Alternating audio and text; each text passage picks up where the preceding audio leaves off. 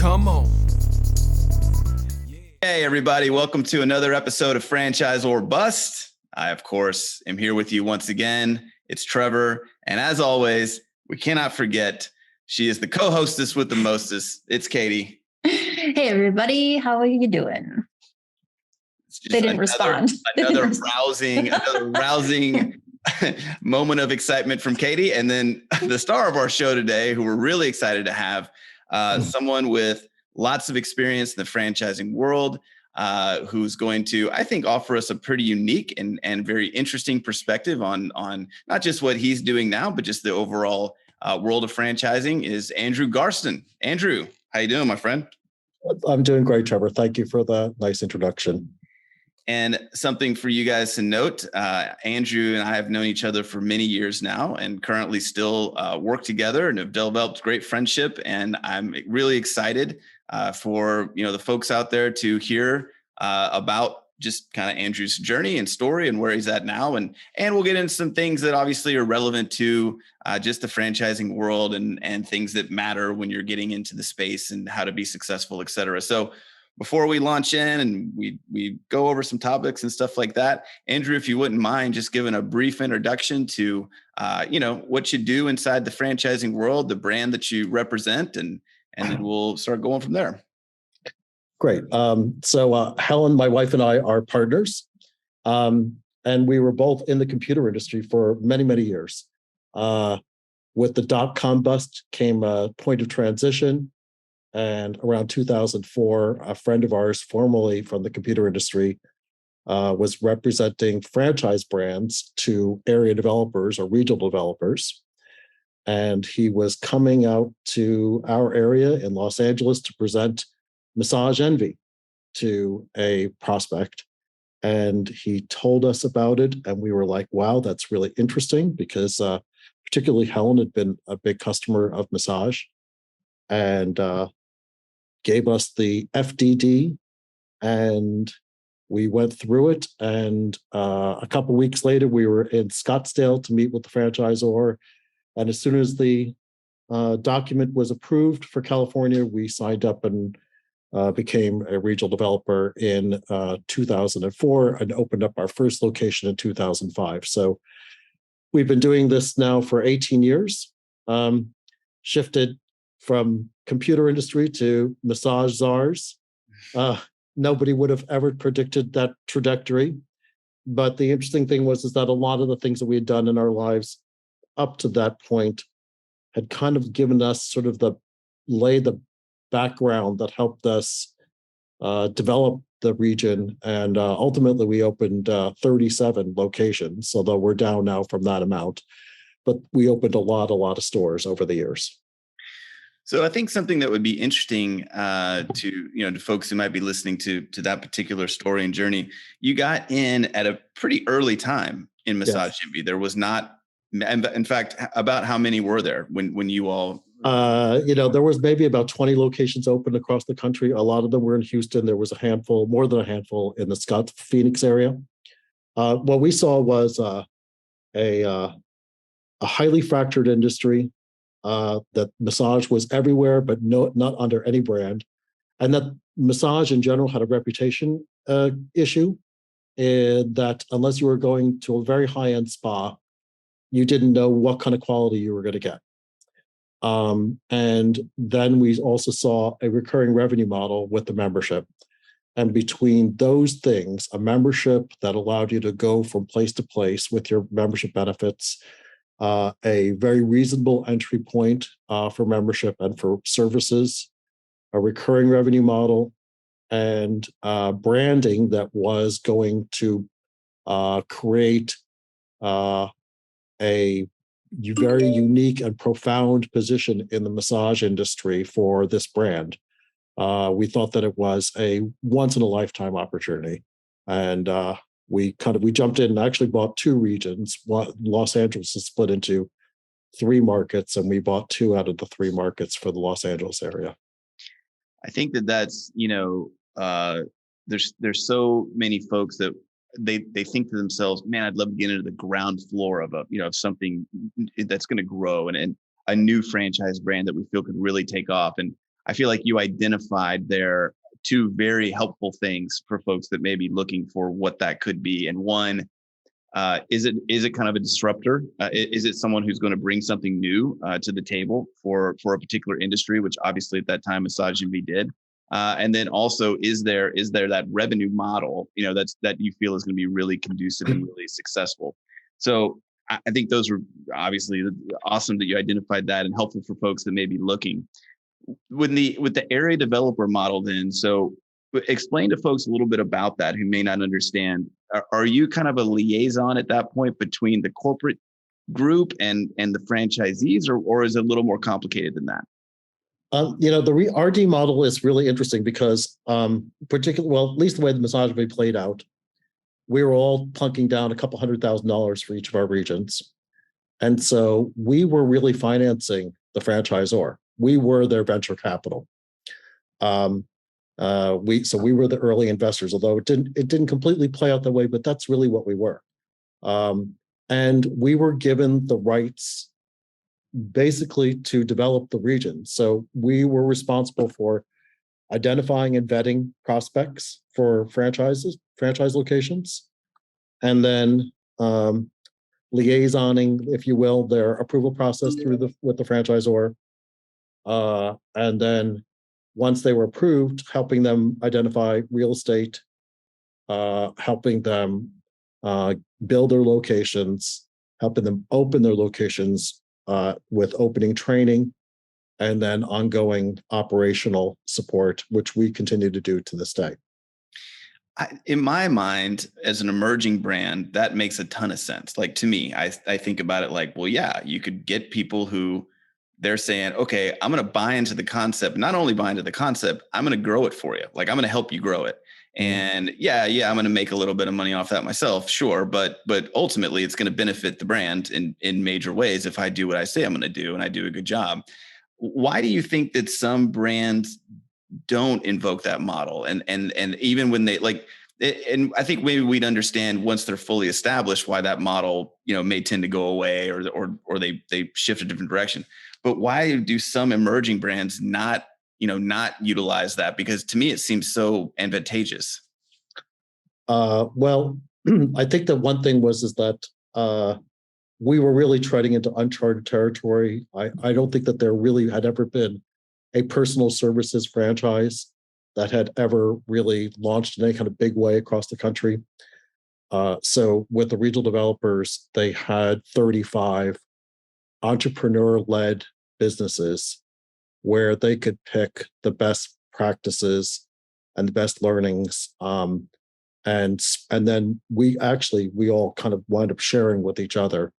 The RDs did, the regional developers did, usually sometimes through the franchise or sometimes just directly.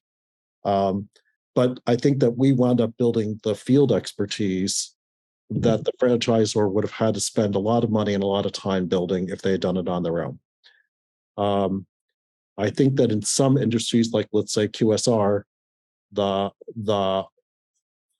operational aspects are better known because you've got a much more mature industry that's been, over 100 years of franchising around quick service restaurants. So if I'm like a franchisor and I'm putting out a new model, something like you said, that's going to have a really great value proposition to the market, but also something that's kind of not been done before, bringing in regional developers who have an entrepreneurial incentive to build top line revenue, which is aligned with the franchisor's objective, I think makes a ton of sense.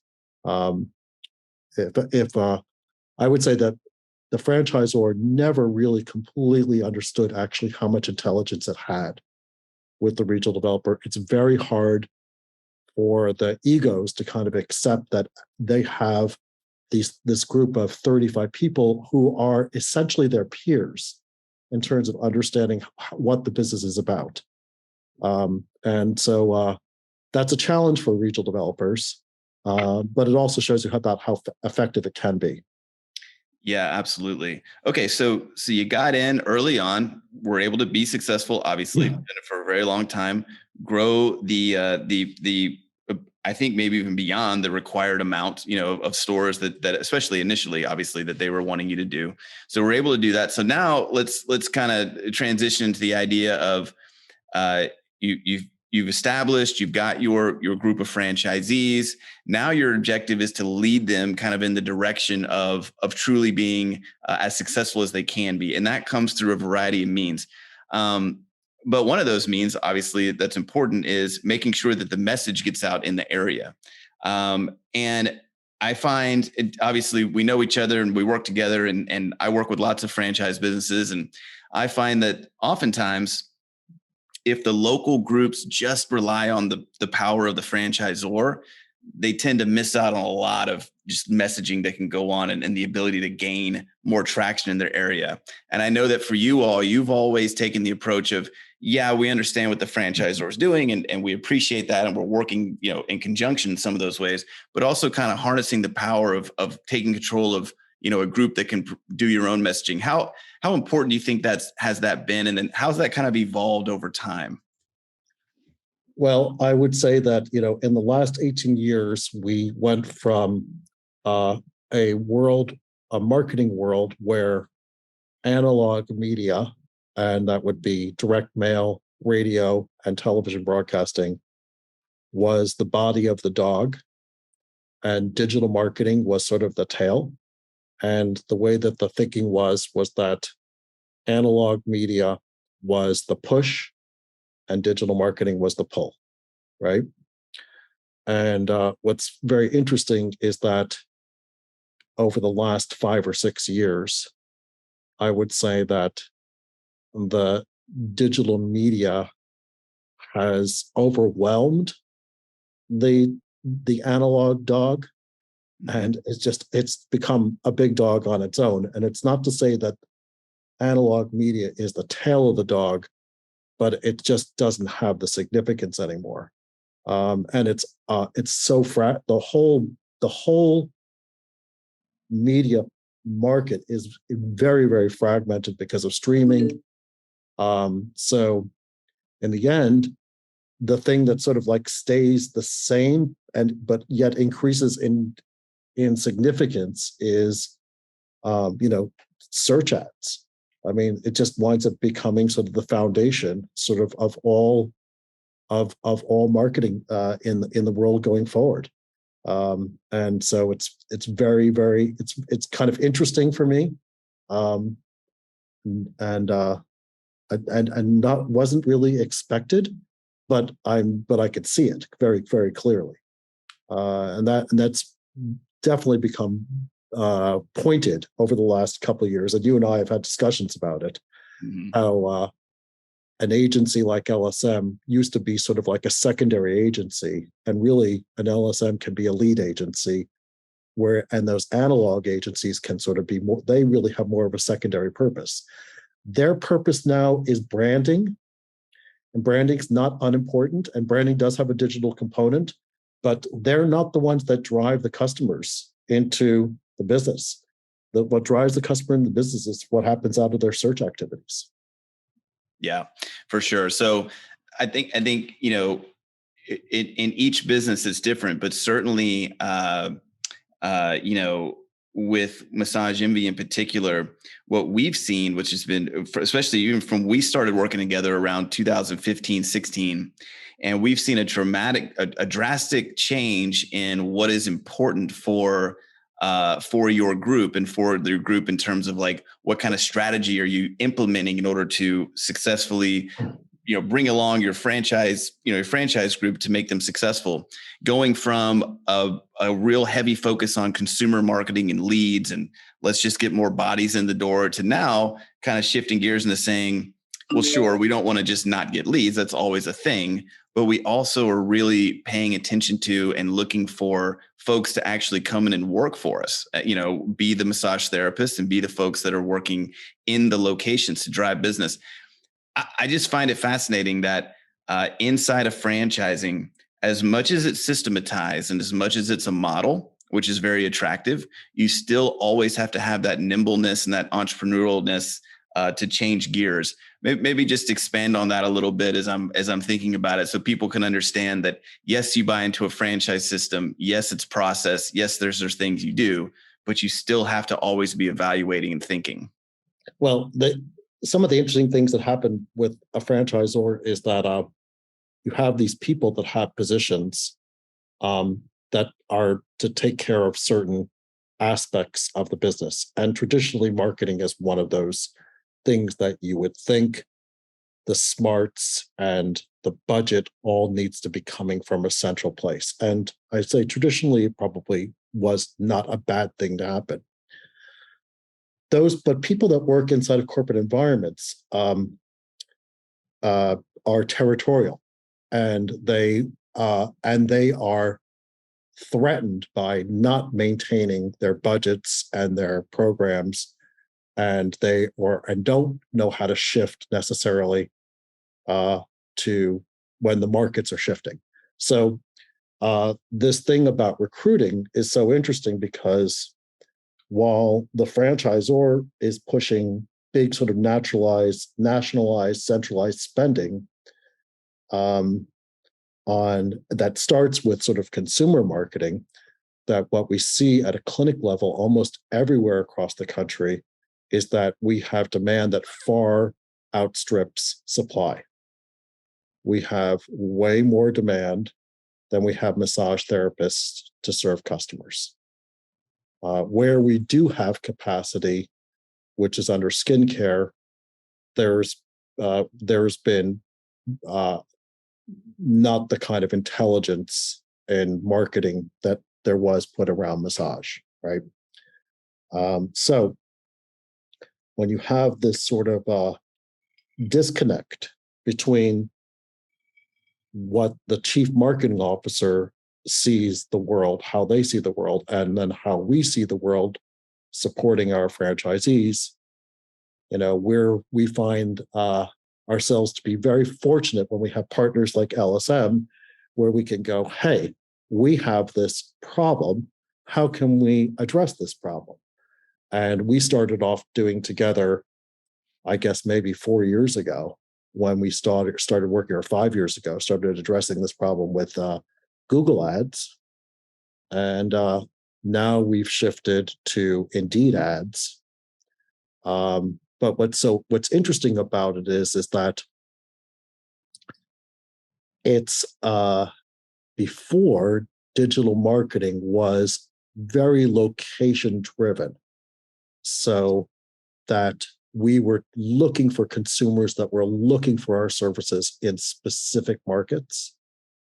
But when we're going out and recruiting, we're recruiting most effectively in a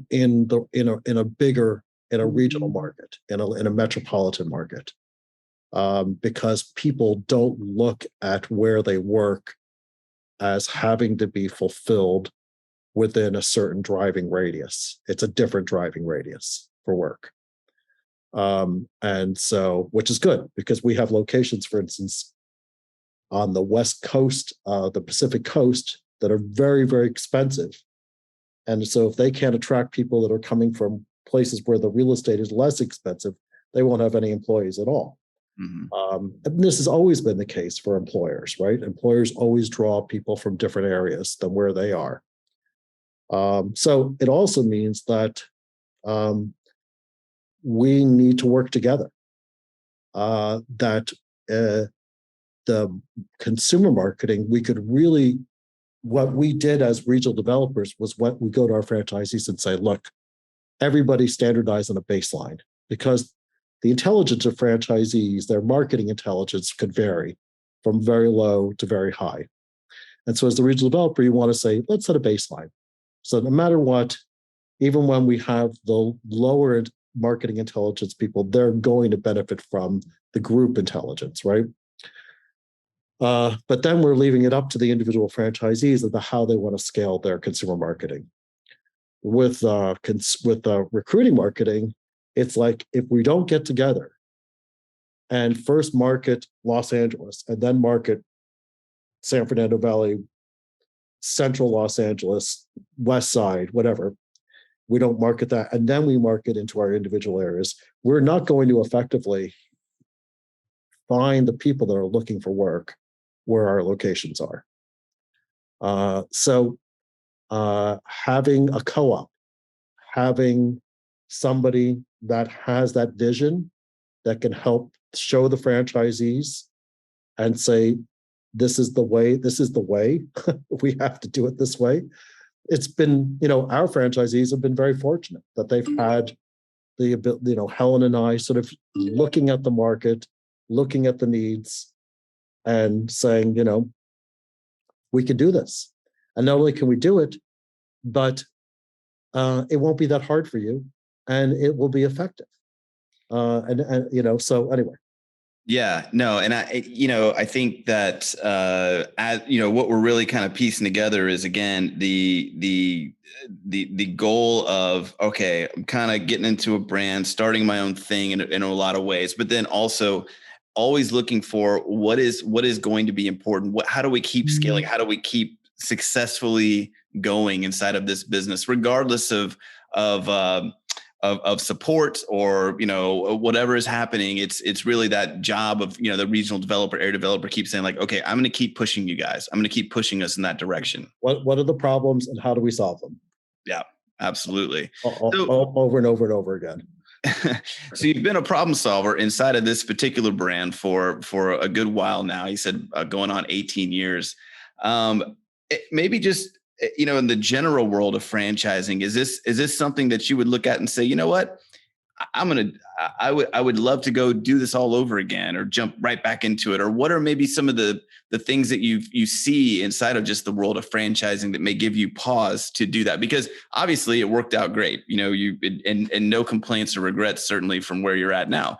But in terms of, someone who might be listening saying, well, that sounds good. Well, what are some of the challenges that they may face if they thought, well, I can just go do what Andrew did in the world out there now? And would you even want to, be a part of that? So, one of the ways that franchising sells more franchises is to look at other people that own other franchises, right? So we get pitched all the time. But one of the things that we've seen that I think we never anticipated when we got started with this is how the business can change depending on who your owner is and how much they paid for your business.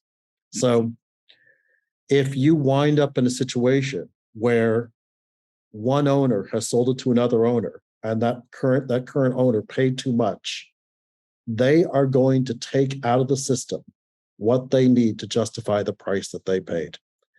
And as a franchisee or a regional developer, you have no control over that. Zero.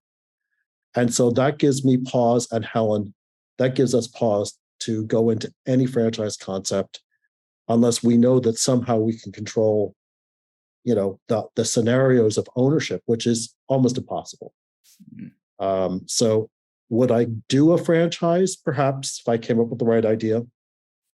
But would I buy into another franchise concept? It's not that likely. I mean, maybe with people that are running it that have had similar experiences, because maybe we would sort of carve out a way of doing it that was different than what we saw happen ourselves. But so far, no go. I think that's probably, that's a take that we haven't explored much on Franchise or Bust. The idea anyways that it really matters when you go to select a franchise brand, or if you're the franchise, if you're the franchisor, you're yourself, and maybe you work at the franchise or whatever it may be, just really understanding and having the concept in your head of like, these things are usually built to sell. If you start scaling inside of a big franchise system and you're a part of it, at some point, somebody's going to come along and want to scoop it up. And like you say, when that happens, if the only reason that group that came in and bought it is going to buy it is so they can get a bunch of money back. That's it. They're doing it for no other reason. It's not a passion project for them. They're doing it strictly for financials. That's a unique and I think kind of cool insider look into, how that can affect, the satisfaction level and everything else for the folks that are inside the system.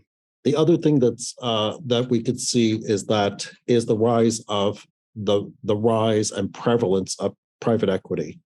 And private equity, when it's impacting people's lives, there is no heart and there is no soul.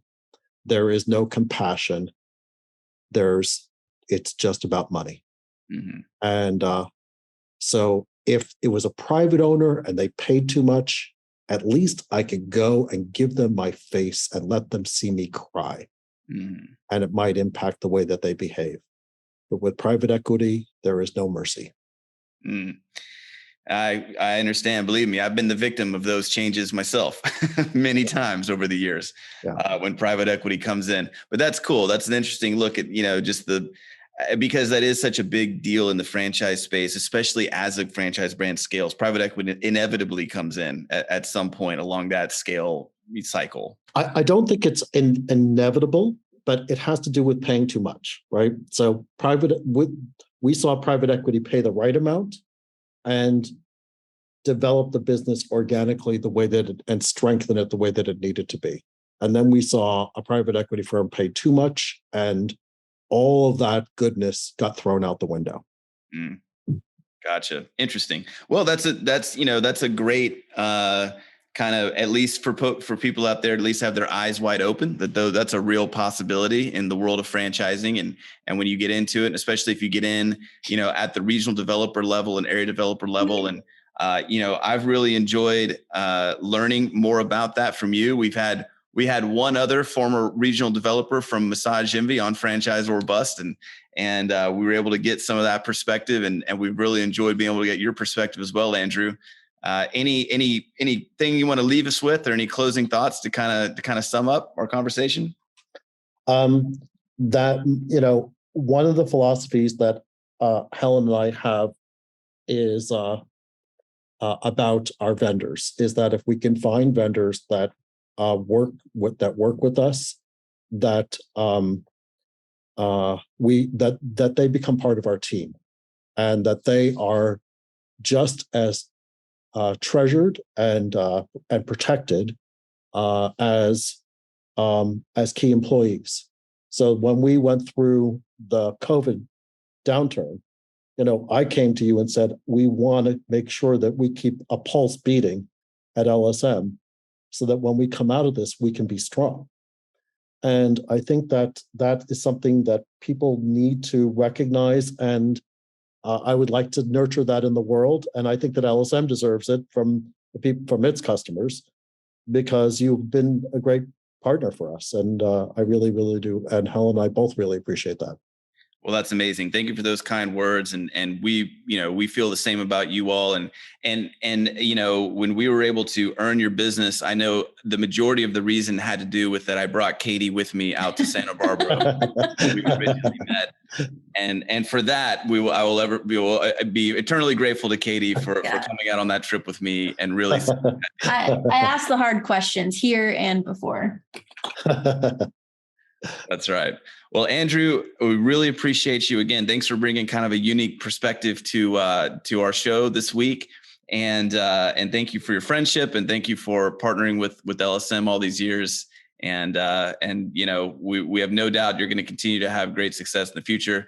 Say hi to Helen, please, and thank you so much for being a part of Franchise or Bust. Thank you, Trevor. All right, everybody. See you next week.